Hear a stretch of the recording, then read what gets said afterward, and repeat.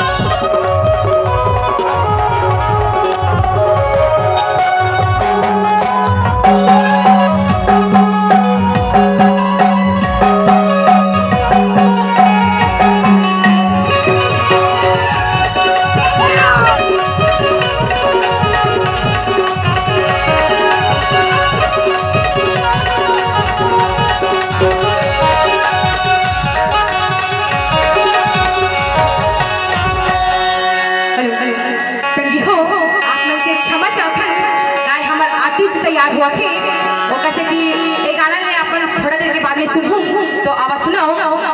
सच्ची धरती खड़ी सच्ची खड़ी आकाश, सच्ची धरती खड़ी सच्ची खड़ी आकाश, सच्ची सृष्टि उपजे कह के घासीदास, कह के घासीदास। तो चलिए हो एक बार जोर से बाबा जी का जयकारा लगा था तो आप मन जयकारा जरूर लगाऊं और ताली जरूर बजाऊं।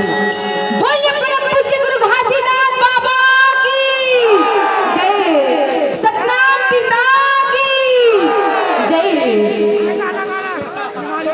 Hello hello hello.